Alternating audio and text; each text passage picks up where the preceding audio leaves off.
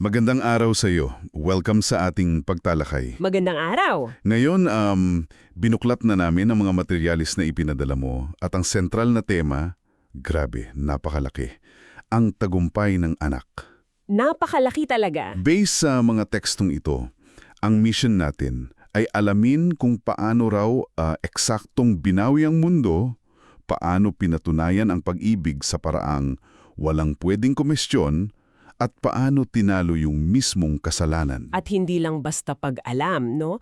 Kundi pag-ugnayin. Kasi ang pinakapuso ng argumento sa mga source mo ay umiikot sa ideya ng unang Adan laban sa huling Adan. Oo. Susuriin natin kung ano ang implikasyon niyan, hindi lang sa pamamahala dito sa mundo, kundi sa buong relasyon ng sangkatauhan sa Diyos. Ang ganda ng pagkakatalatag, parang isang kaso na inihaharap sa Oo, parang isang legal na drama sa buong kalawakan. Sige, simulan na nating himayin ito. Sige. Ang unang malaking ideya na talagang nakuha ng pansin ko ay itong konsepto ng pagbawi sa lupa. Oo. Kasi 'di ba pag narinig mo 'yan, ang iisipin mo teritoryo, bansa, planeta. Literal na lupa. Pero giit na mga source mo, ang lupang binili pabalik ay tayo mismo, ang ating mga katawan. Eksakto. Binabanggit dyan yung 1 Corinto 6 na nagsasabing ang ating mga katawan ay templo ng Espiritu Santo at tayo ay binili sa isang halaga. Yun. Ang argumento dito, yung halaga na yon ay ang dugo ni Kristo. So, ang transaction, kumbaga, ay hindi para sa isang pirasong lupa, kundi para sa buong sangkatauhan. At dahil nabili na, ang katawan ng mananampalataya ay nagiging legal na pag-aari at tahanan ng banal na espiritu. Tama. At doon pumapasok yung susunod na hakbang. Hindi lang pala ito usapin ng pagmamayari. Hindi lang. Sinasabi rito na ang espiritu na yon ang siyang nagiging, sabihin na nating panggatong para labanan ng kasalanan. So, may direktang koneksyon. May koneksyon. Ang pagbili sa katawan at ang kakayahang magtagumpay sa kasalanan. At pag nagtagumpay ka na raw sa kasalanan, sa tulong ng espiritu, doon na nagtatapos ang sumpa sa lupa, sa katawan mo. Yun, ito yung tinutukoy na pagkakaroon ng espiritual na katawan sa pamamagitan ng muling pagkabuhay. Isang katawang hindi na kailangang makipaglaban sa pagnanasa ng laman. Kasi wala na yun. Isang, kumbaga, ganap na pagbabago sa buong sistema. Okay, so yan yung pagbawi sa personal na teritoryo sa katawan natin. Pero may isa pang anggulo rito, Meron pa. ang pagbawi sa karapatang mamahala. Dito na pumapasok yung paghahambing sa unang Adan at sa huling Adan si Jesus. Yes, at yung source mo gumagamit ng napaka-espesifikong termino para dyan. Ang tawag sa original na teksto ay deri tong chikwon o deri tong chigwon. Medyo technical yan. Ano kaya ang pinakamalapit na salin? Siguro, pamamahala bilang kinatawan. Ang ideya ay hindi kailanman naging tunay na hari si Adan. Manager lang siya, katiwala. Isang katiwala. At dahil natalo siya ni Satanas sa Eden, bali na ipasa niya yung susi ng opisina. Ganon. Kaya pala, ayon sa interpretasyon ng mga tekstong ito, kaya palang ialok ni Satanas kay Jesus ang lahat ng kaharian ng mundo. Nung tinutukso siya, Oo, kasi hawak niya talaga yung karapatan na yun. Hindi siya nagbibiro. mukhang ganon ang argumento at dito nagiging napakahalaga yung pagkakaiba ng dalawang katauhan ni Jesus ayon sa mga dokumento mo. Paano yun? Kuya Adel Hananim, siya ang orihinal na may-ari ng lahat. Sa katayuang to, hindi niya kailangang bawiin ang anuman. Kasi sa kanya na yon in the first place. Sa kanya na. Pero hindi yun ang ginawa niya. Pumasok siya sa laro sa ibang paraan. Exactly, pinili niyang maging isang panganay na anak na nilalang o madadel piyumol na siya ring huling Adan. At ang tanong, bakit? Ayon sa source, ginawa niya ito para talunin si Satanas hindi bilang isang Diyos na may absolutong kapangyarihan. Kasi kung ganun, parang nanalo ka na lang bigla, di ba? Oo, parang nandaya. Kundi bilang isang kapwa nila lang. Okay. Para ipakita sa buong sangkinapahal, lalo na sa mga anghel na nanonood, na posible palang manalo laban sa kasalanan. Kahit nasa anyo ka ng isang nilalang. Isang patunay na posible para walang makapagsabi, madali lang para sa'yo, Diyos ka eh. Yun mismo ang punto at dahil sa tagumpay ng huling Adan, yung mga ipinanganak muli mula sa kanya, ang mga mananampalataya, nababawi rin yung nawalang karapatan sa pamawahala. At paano yun nangyayari ngayon? Sinasabi rito na bahagya itong nangyayari ngayon sa pamamagitan ng banal na espiritu. Pero magiging ganap ito sa tinatawag na 1,000 taong kaharian o Ichonwan Guk. Yung panahon na ikukulong na si Satanas? Oo, at yung mga banal ay literal na mamamahala kasama ni Kristo. Okay, dito ako may malaking tanong na bumababagag sa akin habang binabasa ko yung mga materyales mo. Ano yun? Kung nanalo na ang huling Adan sa pinakamahalagang laban, bakit ganito pa rin ang itsura ng mundo? Bakit hindi pa agad hinatulan si Satanas at tinapos ang lahat? Parang may kulang. Isang napakahalagang tanong at may 3 pangunahing dahilan dyan ayon sa mga materyales. Okay. Una, hindi pa raw kumpleto ang itinakdang bilang ng mga martir na saksi o sungkyo jungindil. Yung mga huling testigo, ganon? Parang ganon, mga tao ang testimonya ay salyado ng kanilang buhay. Okay, anong pangalawa? Ikalawa, hindi pa nangyayari yung unang muling pagkabuhay o ilche buhal. Pag-uusapan natin yan mamaya. Oo. At ikatlo, at marahil ito yung pinakanakakagulat sa lahat, hindi pa ganap na napatutunayan ang katotohanan ng mga utos o kemyonge jinchilham sa lahat ng nilalang. Lalo na sa mga anghel. Lalo na sa mga anghel na maaaring nagmamasid sa buong pangyayari. Kailangan maipakita sa lahat na ang mga utos ng Diyos ay hindi lang makatarungan, kundi posible talagang sundin. Wow. So parang isang paglilitis sa buong kalawakan na kailangan dumaan sa tamang proseso, hindi pwedeng basta-basta. Hindi pwede. At may idinagdag pang punto rito na talagang nagpahinto sa akin. Sabi sa source, kung hahatulan at pupuksain si Satanas ngayon din, Anong mangyayari? sa ilalim ng parehong batas, dapat ding hatulan ang buong lahi ng unang Adan dahil lahat ay makasalanan din. So dito mo makikita kung gaano kakomplikado yung pananaw ng mga source mo sa hustisya at pag-ibig. Oo. Hindi siya basta itim at puti na may kasalanan, may parusa. Mas parang isang maselang pagbabalanse sa antas ng buong kalawakan. Nakapos muna ang paghatol. Pansamantalang nakapos, hindi dahil sa kawalan ng kapangyarihan, kundi para bigyang daan ang isang mas malaking plano ng pagtubos. So yun pala ang paliwanag, no? Itong malawakang pagpapakita ng hustisya.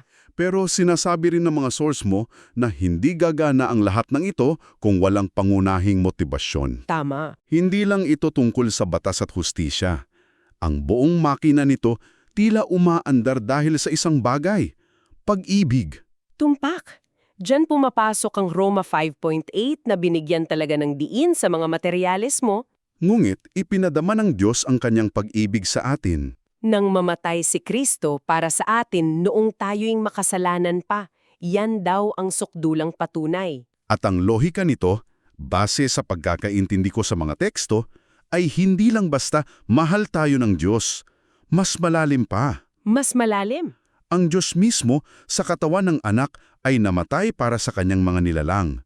Tapos, yung ama naman, isinakripiso yung bugtong na anak para sa isang depektibong nilalang ang makasalanang unang Adan. Kung iisipin mo, hindi makatuwiran sa anumang paraan. Ito yung sukdulang gawa ng pag-ibig na hindi mo malalagyan ng presyo o lohika. At yun mismo yung epekto na hinahabol. Oo, ayon sa argumento, kapag lubos na naunawaan ng isang tao ang ganitong klase ng pag-ibig, isang pag-ibig na hindi nakabase sa kung ano ka, kundi sa kung sino ang nagmamahal, ang natural na tugon ay pagmamahal pabalik. At kapag mahal mo na ang Diyos ng ganon, yung pagsunod sa kanyang mga utos, Hindi na nagiging isang mabigat na obligasyon. nagiging ekspresyon na ito ng pag-ibig. Yun. Hindi ka na sumusunod dahil sa takot sa parusa.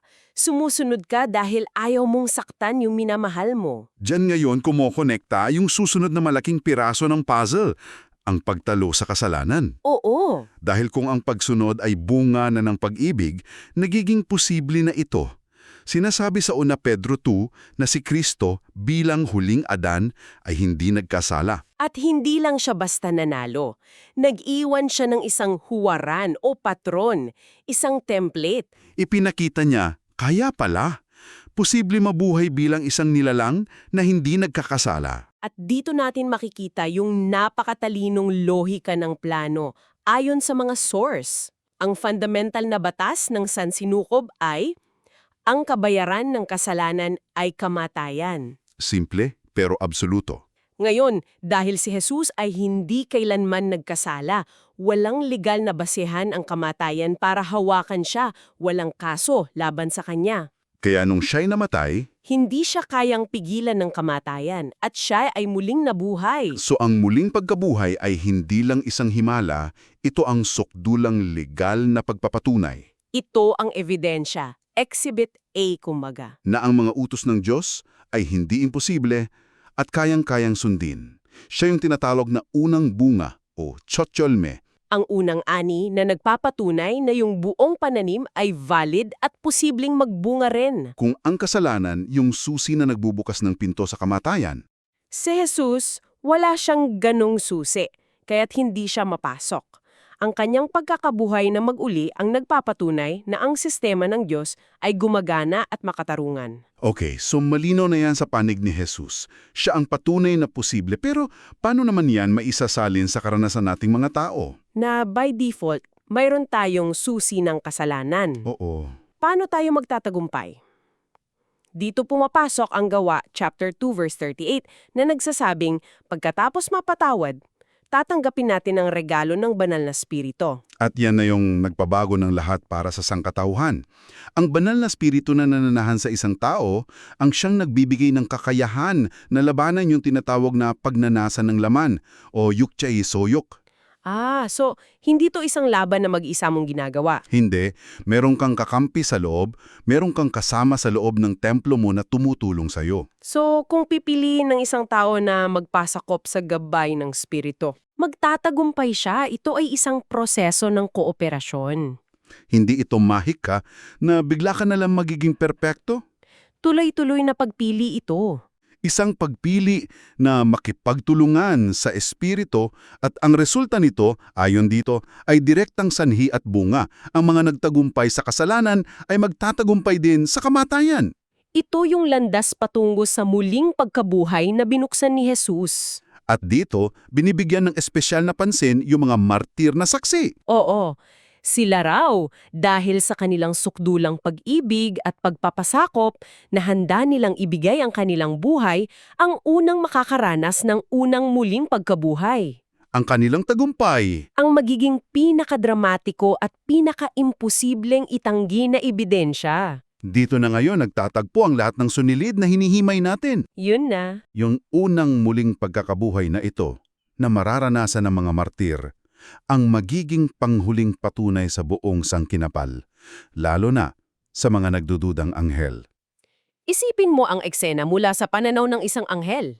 Okay? Nakita mo ang unang Adan na nabigo? Maaring may duda ka. Masyado yatang mahirap yung mga utos. Baka imposible talaga para sa isang nilalang. Tapos, nakita mo ang huling Adan, si Jesus, na nagtagumpay. Pwede mo pa ring isipin, well, special case siya. Anak siya ng Diyos. Pero kapag nakita mo ang mga dating makasalanang tao, mga miyembro ng lahi ni Adan na binago ng kapangyarihan ng Diyos, nagawang magtagumpay hanggang kamatayan at pagkatapos ay muling nabuhay tulad ni Kristo, Tapos ang usapan, wala ka nang masasabi. wala na. Patunay na yon na ang sistema ng Diyos ay hindi lang makatarungan, kundi gumagana para sa sinumang pipili na pumasok dito. Doon daw mamawala ang lahat ng pagdududa at ang hustisya at pag-ibig ng Diyos ay magniningning sa buong kalawakan. At ang konklusyon ng mga dokumento, parang isang formula, no? Oo, parang isang eleganteng formula na nagsasara sa lahat ng ito, ang nilalang na lubos ng nakauunawa sa pag-ibig at katarungan ng Diyos ay mamahalin siya. Ang nilalang na nagmamahal sa Diyos ay hindi na muling magkakasala. At ang nilalang na hindi na magkakasala magpakailanman ay mabubuhay magpakailanman, isang ganap na pagpapanumbalik sa orihinal na disenyo. Grabe!